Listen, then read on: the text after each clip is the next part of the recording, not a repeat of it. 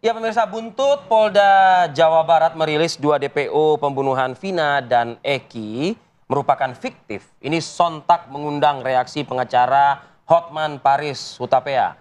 Reaksi tersebut ditunjukkan Hotman di akun media sosial Instagram milik pribadinya, di mana Hotman mengunggah kopi lembar akhir dari amar putusan pengadilan atas terpidana kasus Vina.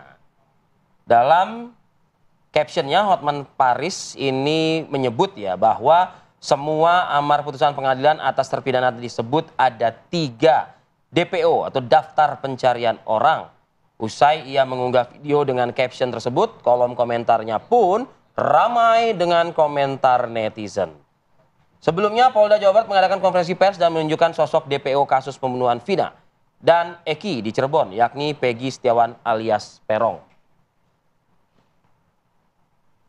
Ya, nampaknya selain kuasa hukum Vina juga banyak publik yang mempertanyakan kemana 2 DPO lainnya. Kalau memang pihak kepolisian menyatakan bahwa itu salah sebut, ya harusnya ada argumentasi yuridis begitu ya untuk memperkuat dari pernyataan tersebut. Dan kita akan membahas mengenai hal ini dengan beberapa narasumber yang sudah bergabung. Di studio sudah ada Mas Heri Firmansyah, pakar hukum pidana Universitas Tarumanagara Jakarta. Selamat pagi. Selamat pagi Mas Heri. Selamat pagi, waalaikumsalam Mbak Rati. Mas Kemudian Arif. juga sudah bergabung bersama kami Komjen Purnawirawan Ito Sumardi, Kabar Reskrim periode 2009 sampai dengan 2011. Selamat pagi Pak Pagi Ito. Pak Ito Sumardi. Assalamualaikum. Pagi Mas Fadil, pagi Mbak Rati. Ya, kemudian juga sudah bergabung bersama kami Ibu Yanti Sugianti, kuasa hukum Peggy Setiawan. Selamat pagi Ibu Yanti. Pagi Ibu Yanti, Assalamualaikum. Pagi, Waalaikumsalam. Ya, Bu Yanti, kita mau ke Bu Yanti dulu. Kalau melihat kemarin respon dari Peggy masih menyangkal dan ini senada juga dengan kuasa hukum dan juga keluarga dari Peggy Setiawan. Nantinya akan seperti apa prosesnya yang akan ditempuh oleh pihak keluarga?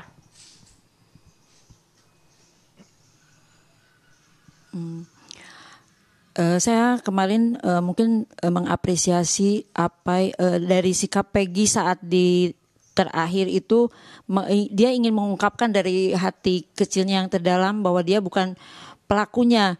Itu sangat mengejutkan saya. Peggy yang diduga sebagai terdakwa pembunuhan Vina sangat berani mengungkapkan itu, padahal saat itu tidak pernah ada arahan ataupun apa-apa dari kuasa hukum, karena kuasa hukum tidak diundang dan tidak diberitahu adanya konferensi pers di hari Minggu tersebut, dan seharusnya pihak kepolisian itu memberikan waktu kepada Peggy untuk bicara dengan media agar dia bisa mengungkapkan apa yang dia rasakan pada saat itu. Saya pun kaget dengan melihat ekspresi Peggy saat konferensi pers itu, dengan dibacakannya kejadian dan apa, dia seolah-olah tidak mengerti apa-apa, dia sampai geleng-geleng kepala kan, ini apa gitu yang dia rasakan. Makanya saya mengapresiasi sekali saat Peggy berani mengungkapkan bahwa dia bukan pelakunya. Tapi sayangnya pihak kepolisian tidak memberikan waktu kepada Peggy untuk bicara dengan media. Mungkin keluarga tentunya shock dengan konferensi pers kemarin, dan saya sebagai kuasa hukum melihat ekspresi Peggy seperti itu, saya semakin berani, semakin pengen mengungkap kebenaran dan pengen membebaskan Peggy. Langkah yang akan kita tempuh dari tim kuasa hukum mungkin akan melakukan pra-peradilan seperti itu untuk membebaskan Peggy dari tuduhan. Baik. Ibu Yanti, kemarin Ibu juga kaget ternyata tidak diberikan informasi terkait konferensi pers. Apakah selama Peggy dimintai keterangan oleh pihak kepolisian, didampingi nggak selama ini? Kan harusnya didampingi ya Bu ya?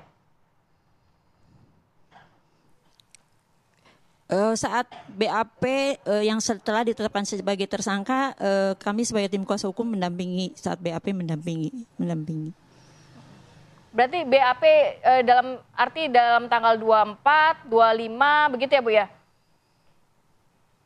Yang sempat disebutkan oleh pihak kepolisian selalu didampingi oleh kuasa hukum. Hanya tanggal 24. Hanya tanggal 24. Oh tidak. Kami hanya mendampingi satu kali aja pada saat pada saat penangkapan. Kemudian kami langsung ke sana dan kami diperbolehkan berkomunikasi dengan Peggy pada saat BAP tersebut di malam hari jam 8 malam.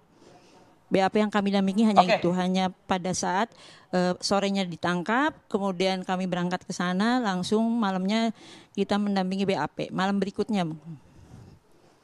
Oke, Bu Yanti, dalam pernyataannya di awak media dalam curi-curi kesempatan lah begitu ya, Peggy ini mengatakan ini semua fitnah, ya. Jadi menyangkal lah tuduhan-tuduhan tersebut begitu. Nah, kita ketahui juga dalam konferensi pers kepolisian ini menyusutkan dari 3 DPO ternyata 2-nya ini hanya fiktif belaka. Sementara jadi 1 DPO itu adalah klien Anda begitu, Bu Yanti. Anda punya data nggak dalam pendampingan Peggy 1 hari itu bahwa Peggy menguturkan kalau misalnya pelakunya memang bukan dia tapi siapa begitu, Bu Yanti?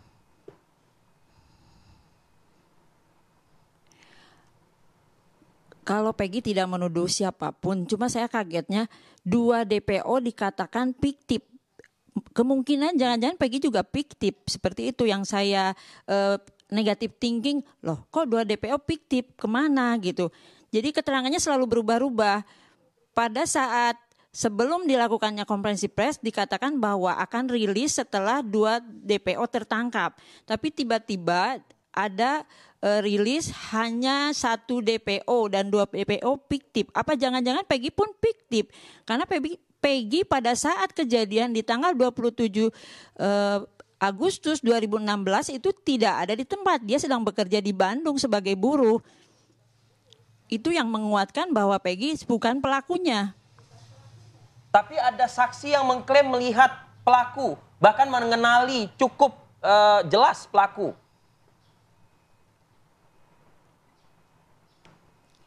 Saksi AF itu kesaksiannya sangat diragukan. Dia melihat Peggy dalam kegelapan dan dengan jarak yang cukup jauh.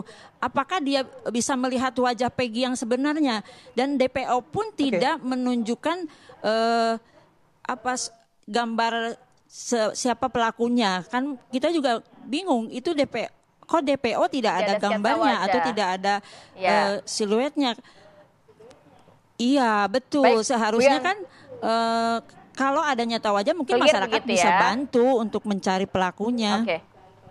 Baik, saya mau bergeser ke Pak Ito. Pak Ito, tadi kata keterangan kuasa hukum menyatakan bahwa pendampingan hanya dilakukan 1 kali. Kemudian kita kemarin melihat juga Peggy nampaknya tidak bisa memberikan statement begitu ya di akhir konferensi pers.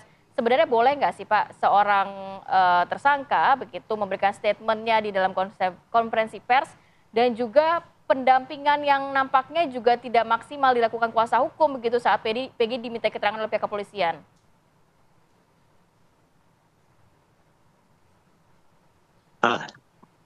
Baik, Mbak Rati. Maaf keganggu. Halo? Ya. Halo, silakan Pak Ito. Halo. Ya, baik. Yang pertama perlu saya luruskan ya, Mas Fadil, Mbak Rati. Di dalam konferensi pers itu tidak ada namanya tersangka itu diizinkan untuk bicara di media. Kenapa? Konferensi pers itu adalah bukan itu bukan pengadilan ya. Jadi mereka tidak boleh sebetulnya berbicara kecuali daripada petugas maupun dari Kabid Humas ya di situ. Yang kedua, kalau dikatakan bahwa yang disampaikan oleh Peggy maupun penasihat hukumnya, saya kira sah-sah saja orang itu menyangkal. Nanti kan bisa diuji di pengadilan yaitu pra-peradilan maupun kalau memang di pra-peradilan ditolak maka akan diuji di pengadilan. Jadi kita ingat bahwa penetapan DPO ini adalah berdasarkan daripada keterangan saksi yang saat ini menjadi terpidana dan saat itu masing-masing saksi itu berbeda-beda. Kemudian mereka hanya memberikan ciri tapi tidak memberikan sketsa. Mereka tidak mau memberikan bagaimana sketsa orang yang dikatakan DPO-nya. Ya. Sehingga menurut saya memang masalah ini juga harus kita tunggu bagaimana nanti proses di peradilan. Nah, kalau dikatakan penyusutan, saya kira Polda Jabar juga tidak mungkin akan memanipulasi dengan menghilangkan 2 DPO. Jadi saya kira mungkin Polda Jabar sangat tahu bahwa dari hasil pengembangan daripada penyidikan, maka hanya Peggy yang kuat yang diduga terlibat.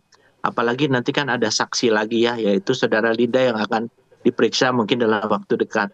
Nah, kalau dikatakan bahwa tadi dikatakan penasihat hukum Peggy tidak ada di sana bekerja dan lain sebagainya.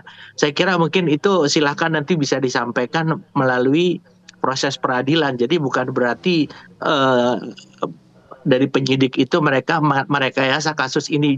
Karena apa? Karena kan ini sudah diuji di pengadilan dan sudah dijatuhkan hukuman terhadap 8 orang ya dengan hukuman maksimal. Jadi kita kalau melihat daripada proses penyidikan, apa yang dilakukan penyidik kita itu sudah optimal meskipun belum tuntas. Nah mungkin saya kira kita menunggu saja untuk masalah ini ya Mas Fadil dan Mbak Rati. Pak Ito, apakah penyidik Polda Jawa Barat juga terburu-buru dan tergesa-gesa dalam merilis DPO ini? Kan agak menjadi pertanyaan tanda tanya besar, Pak. Kalau ternyata ujung-ujungnya hanya dengan kalimat, menutup dengan kalimat ini datanya asal atau fiktif seperti itu. Seharusnya ketika dapat dari para terpidana ini keterangan harusnya verifikasi dulu kan, Pak, baru dilakukan rilis DPO tersebut. Saya kira sudah, mereka sudah, yang saya tahu ya, saya tentunya juga berkoordinasi dengan mereka ya, tidak menyampaikan menurut asumsi saya. Jadi memang apa yang dilakukan itu selama ini adalah gambaran bahwa para terpidana mereka atau tersangka saat itu adalah kurang kooperatif. Sehingga saat itu hanya diberikan data-data mengenai alamat ya dan ciri. Dan sudah dilakukan upaya untuk pencarian, ternyata di alamat tersebut kan tidak ada. Kemudian pengembangan ini dilakukan pengembangan kembali ya pada saat dilakukan eksaminasi atau pengambil alihan oleh Polda dengan tim khusus. Karena Mas Arief, kalau pengalaman kami ya di reserse itu, kalau sudah menangani satu kasus kemudian orangnya lari, tidak mungkin kita fokus untuk kasus itu saja. Karena kan kita harus menangani kasus-kasus lain yang kemudian juga memerlukan perhatian daripada penyidik. Sehingga saya kira kalau kita menganggap bahwa satu kasus itu dari satu penyidik, saya kira itu keliru ya. Karena banyak sekali masyarakat yang mungkin masih belum paham.